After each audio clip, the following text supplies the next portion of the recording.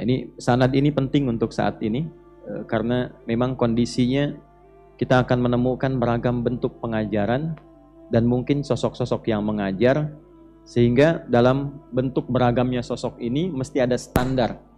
Ya, kalau tidak nanti repot. Mesti ada standar yang diisyaratkan oleh Nabi bagaimana sosok yang menjadi panutan dan acuan bagi kita itu untuk mengambil ilmu darinya. Saya ingin menegaskan bahwa apa yang kita pelajari bukan karya pribadi, bukan keterangan-keterangan kita sendiri, tapi mesti ada kaidah yang tersambung pada apa? Ya, pada ketetapan yang telah baku, ya, dan dijaga dari setiap generasi oleh para ulamanya sampai tersambung kepada Nabi Sallallahu Alaihi Wasallam.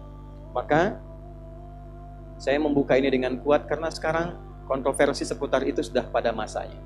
Nabi sudah mengingatkan jauh-jauh hari akan tiba satu masa saat yang pakar-pakar sudah mulai menghilang, muncul yang tidak jelas. Ya, kalau itu muncul nggak usah kaget, artinya nabinya benar. Yang kaget itu selalu ada pengikutnya. Itu yang bikin pusing.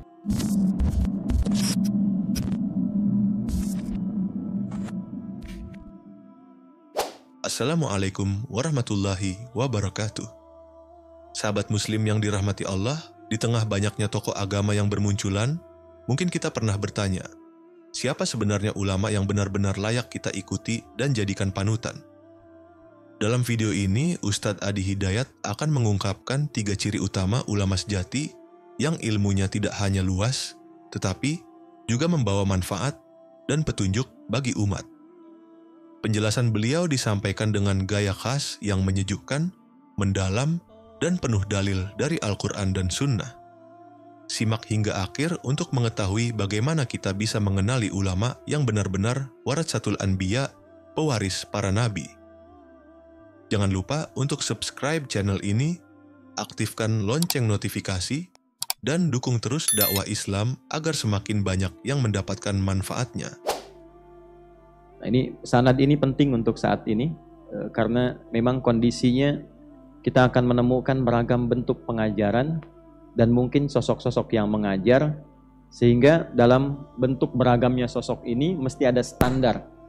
Ya, kalau tidak nanti repot. Mesti ada standar yang diisyaratkan oleh Nabi bagaimana sosok yang menjadi panutan dan acuan bagi kita itu untuk mengambil ilmu darinya. Nanti para ulama membuat kitab khusus. Ya, Imam An-Nawawi misalnya membuat kitab At-Tibyan fi Adab Hamalatil Quran. Itu membuat kualifikasi, kalau nanti cari ulama, itu standarnya beliau berikan ada beberapa hal. Wala yata'allamu illa mimman kamulat ahliyatuhu atau takammalat ahliyatuhu. Ya, dan tidaklah seorang penuntut ilmu itu belajar kecuali satu dari seorang sosok guru itu yang punya kepakaran di bidangnya. Nah, kepakaran ini nanti diikat oleh para ulama kita, termasuk Al-Imam Muslim bin Hajjaj itu ketika menuliskan Sahih Muslim, disyarah oleh Imam Nawawi 9 jilid. Di jilid pertamanya itu di pembuka muqaddimah langsung mengutip perkataan ulama yang lain dan membuatkan subbab di dalamnya.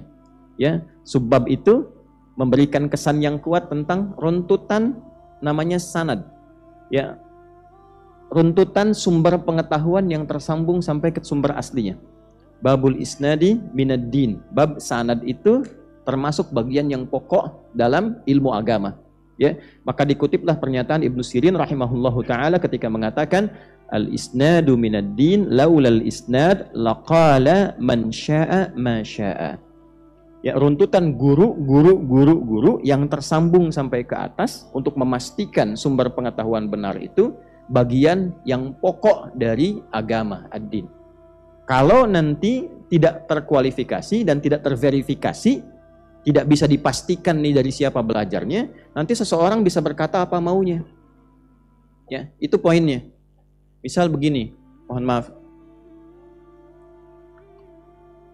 Di Islam itu kan menariknya semua turunan pengetahuan yang terkait dengan pengajaran ibadah itu ada sumber turunannya langsung yang tersambung pada Nabi Muhammad sallallahu alaihi wasallam.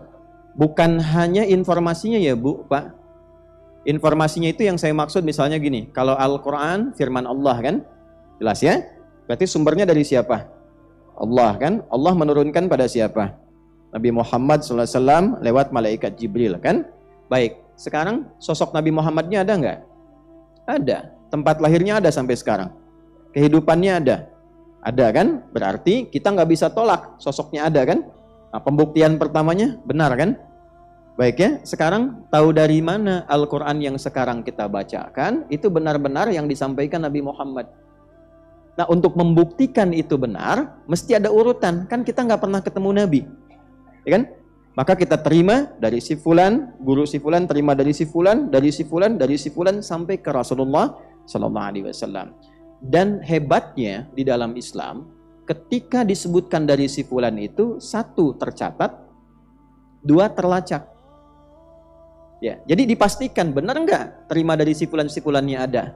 Benar nggak pernah belajar? Apa buktinya si fulan itu pernah belajar menerima Quran begini? Setiap masanya diurut. Oh, si fulan menerima dari gurunya si fulan. Betul nggak gurunya ada? Terus sampai ketemu ke Nabi. Nah, ini tidak ditemukan di keyakinan manapun kecuali di Islam.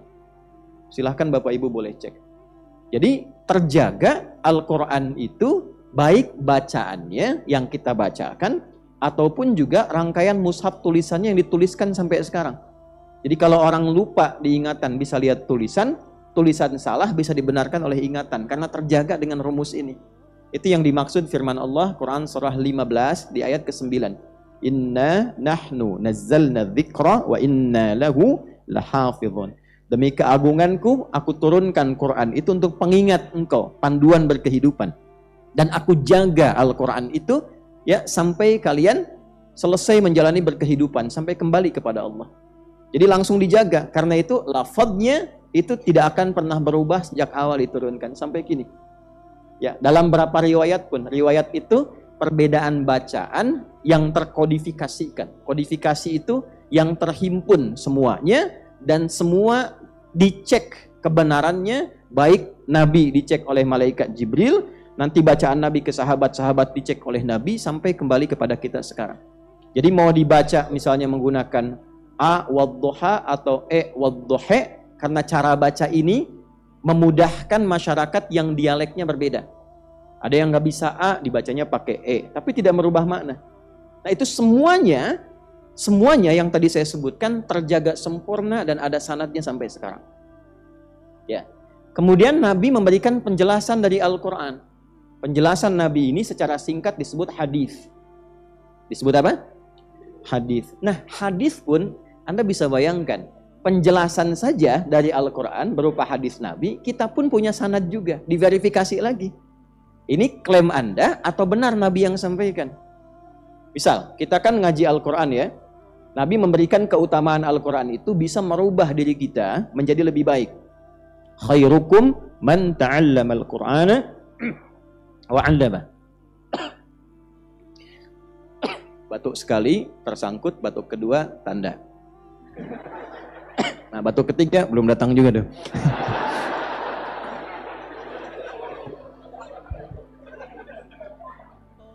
Yang keempat diberi penjelasan. Ada yang nyangkut kayaknya, Pak. Ya, fokus lagi, nggak usah ngelihat ke belakang. Nggak ada apa-apa.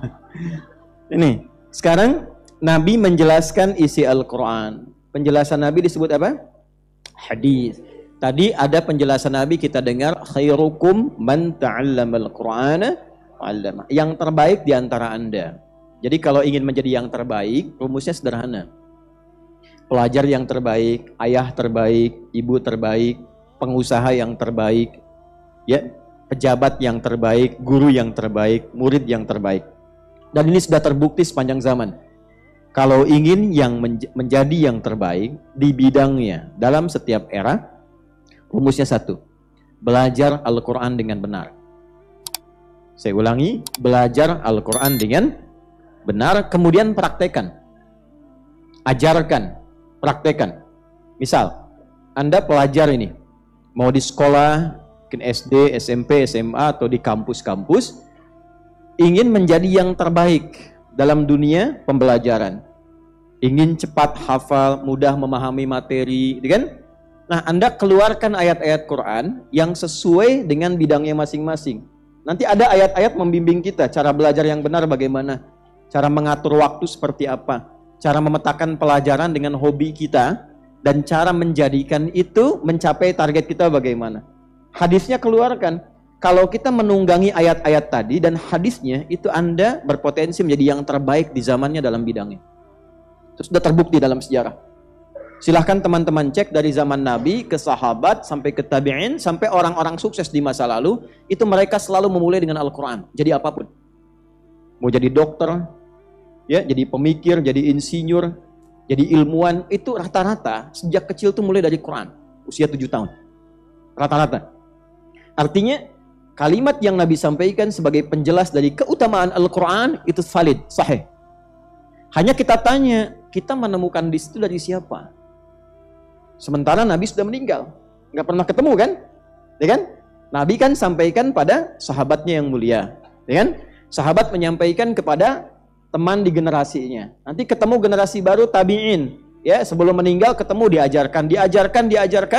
Ada yang mencatat, menuliskan pengajaran itu, bukunya sampai ke kita, atau orang yang menerima langsung kita temui, dari situ kita belajar. Itulah sanad. Misal, di antara yang menuliskan Al-Imam Al-Bukhari dalam kitab sahihnya terdapat nomor hadis di nomor hadis 5027. Imam Al-Bukhari sendiri tidak pernah berjumpa dengan Nabi karena masanya cukup jauh kan, okay? Maka beliau menerima dari siapa? Menerima dari Hajjaj bin Minhal.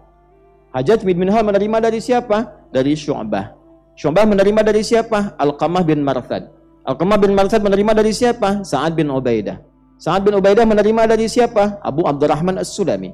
Abu Abdurrahman As-Sulami menerima dari siapa? Uthman bin Affan. Uthman bin Affan menerima dari siapa? Radhiyallahu ta'ala anhu. Dari Nabi sallallahu alaihi. Nah, itulah sanad. Itulah sanad. Nah, ini yang kita miliki dalam Islam. Jadi berbahagialah semua bagian dari keilmuan kita di Islam, baik yang menjelaskan Al-Quran ataupun hadis, itu sudah ada polanya, pedomannya, dan pokoknya yang kaidahnya disepakati dari sejak era Nabi diajarkan pada sahabat sampai dikumpulkan oleh ulama ke kini. Standarnya sudah ada.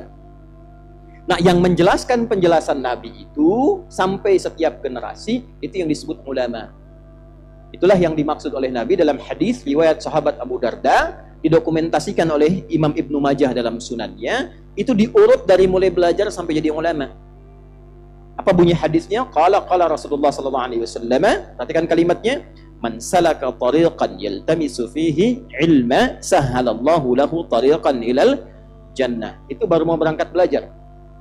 Kemudian yang menarik kalimatnya, wa innal malaikata la tadau ajnihataha ridan li talibil ilmi. Itu baru persiapan berangkat sampai belajar.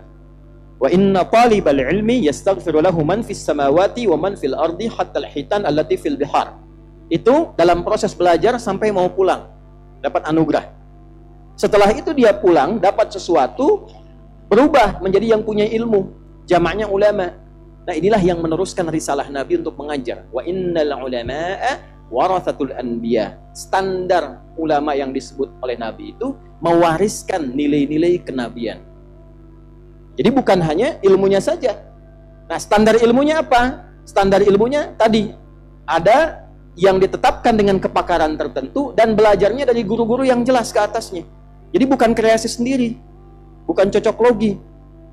Ya, gitulah kurang lebih ya. Jadi yang diajarkan dari siapa? Fikih dari siapa? Hadis dari siapa? Tafsir dari siapa? Ya, jadi tidak nanti membawa suasana pribadi, persepsi pribadi, sehingga semua orang bisa berpendapat tentang agama. Jadi rumit nantinya, versinya jadi banyak. Ya, yang ini makoli, yang itu makoli kan? Yang ini makolah, gitu, kan repot gitu. Nah, oleh karena itu, paham ya?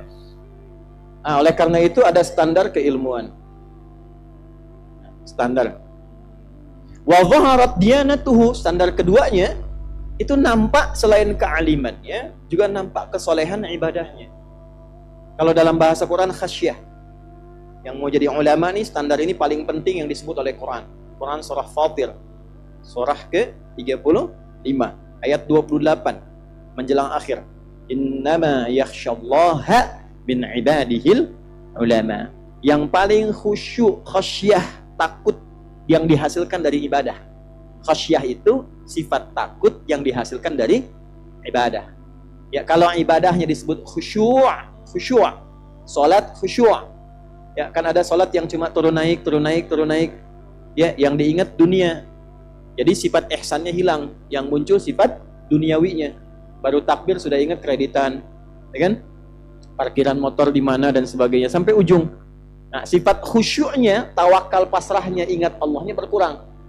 Ya. Nah, kalau kita rubah menjadi lebih khusyuk seperti Al-Baqarah ayat 238, hafizu 'alas salawati was salatil wusta wa qumu lillahi qanitin. Qanit di situ khasyi'in. Ya, yang taat. Salatnya digunakan untuk menaati Allah. Kalau sudah dapat, terasa kenikmatan dalam diri kita, jiwa kita berubah lebih nyaman, iman semakin naik. Ketika iman semakin naik, itulah kemudian sifat khusyuk dilekatkan oleh Allah. Itu yang dimaksud Quran surah ke-23 ayat 1 sampai 2. Qad aflahal mu'minun alladzina hum fi salatihim khashi'un. Khusyuk karena tersambung dengan Allah melahirkan sifat namanya khasyah. Ya, tersambung, terkoneksi, ingat Allah. Jadi ciri orang berhasil salatnya itu selesai salat ingat Allah. Quran surah 4 ayat 103, fa idza qadaytumus salata fadhkurullaha qiyaman wa qu'udan wa 'ala junubikum. Kalau Anda selesai menunaikan salat, maka ciri keberhasilannya Anda terhubung dengan Allah, ingat. Kenapa setelah salat ada tuntunan zikir? Karena ada orang selesai salat belum tersambung dengan Allah. Itulah sebabnya kalimat pertamanya istighfar, minta ampun, karena seharusnya dalam salat tadi sudah nyambung. Ada bagian yang tidak nyambung, dia istighfar, istighfar, istighfar. Setelah itu subhanallah, alhamdulillah, Allahu akbar, berlindung kepada Allah dari godaan setan. Dia bacakan ayat kursi, kan? Dia bacakan al-ikhlas, al-falaq, kemudian an-nas, supaya bisa terkoneksi. Orang yang sudah tersambung dengan Allah muncul sifat khasyah. Kalau mau bicara nggak pantas, takut karena merasa didengar Allah, nyambung. Keluar dari masjid gak mungkin cari sendal orang lain. Ya, ini nyata karena merasa dilihat. Jadi kalau keluar dari masjid sudah benar, masuk rumah pasti benar, masuk kantor pasti benar. Jangankan keluar untuk ambil sendal, Anda keluar dari pintu atau Anda keluar dari lantai itu, pagar di situ, itu pasti nggak mungkin kaki kanan, pasti kiri saat keluar, karena merasa dilihat Allah. Standar muslim itu tinggi, teman-teman, tinggi sekali. Nah, inilah khasyah. Nah, ulama yang benar itu bukan hanya pakar ahli di bidang ilmunya, tapi zaharat diyanatuhu. Ya, sifat khasyahnya muncul, keagamaannya terjaga, salatnya nampak, ya. Bukan hanya alim dalam ilmunya, tapi dia berfatwanya itu hati-hati, Allah ridha atau tidak. Bicaranya hati-hati, timbangannya itu tinggi. Setelah itu apa? Tahaqqaqat ma'rifatuhu. Dia kenal dirinya. Dia tahu dia hamba. Ya, kalaupun mengajar, bukan mencari untuk popularitas, bukan takut kehilangan jamaah, bukan karena takut kehilangan ya, posisi dan sebagainya, bukan. Dia tahu dia hanya seorang hamba, diberikan oleh Allah kesempatan hidup, poin untuk dia bawa pulang dari ilmunya. Kalau punya kedudukan, dia tahu dia hamba, bukan seorang tuan. Yang terakhir, washtaharat siyanatuhu. Kalau sudah ilmunya dapat, agamanya kuat, kenal dirinya, akhlaknya pasti baik. Karena itu ngaji ke ulama itu bukan karena ilmunya pintar saja, lihat akhlaknya juga. Kata-katanya bagaimana, jadi teladan atau tidak, sehingga nanti tidak menjadi fitnah. Paham? Nah, jangan sampai setelah belajar keluar kok saling mencela, keluar saling mengejek, nggak dapat apa-apa. Ya, nah ini yang saya maksudkan tadi. Dari saat kita membuka, saya ingin menegaskan bahwa apa yang kita pelajari bukan karya pribadi, bukan keterangan-keterangan kita sendiri, tapi mesti ada kaidah yang tersambung pada apa? Ya, pada ketetapan yang telah baku, ya, dan dijaga dari setiap generasi oleh para ulamanya sampai tersambung kepada Nabi Sallallahu Alaihi Wasallam. Maka saya membuka ini dengan kuat karena sekarang kontroversi seputar itu sudah pada masanya. Nabi sudah mengingatkan jauh-jauh hari akan tiba satu masa saat yang pakar-pakar sudah mulai menghilang, muncul yang tidak jelas. Ya, kalau itu muncul nggak usah kaget, artinya nabinya benar. Yang kaget itu selalu ada pengikutnya. Itu yang bikin pusing. Ya. Masya Allah. Penjelasan dari Ustadz Adi Hidayat begitu jernih dan penuh hikmah. Kita jadi lebih memahami bahwa tidak semua yang disebut ulama benar-benar bisa dijadikan panutan, kecuali mereka yang memiliki ilmu yang lurus, akhlak yang mulia, dan konsisten dalam amal. Semoga kita semua diberi taufik oleh Allah untuk senantiasa berada di bawah bimbingan para ulama yang benar dan tidak terjerumus mengikuti yang menyimpang dari kebenaran. Tulis tanggapan atau pelajaran yang kamu dapatkan di kolom komentar. Dan bagikan video ini agar lebih banyak yang bisa membedakan antara ilmu yang mencerahkan dan yang menyesatkan. Klik subscribe, nyalakan loncengnya, dan terus ikuti kajian-kajian penuh manfaat lainnya dari Ustadz Adi Hidayat. Wassalamualaikum warahmatullahi wabarakatuh.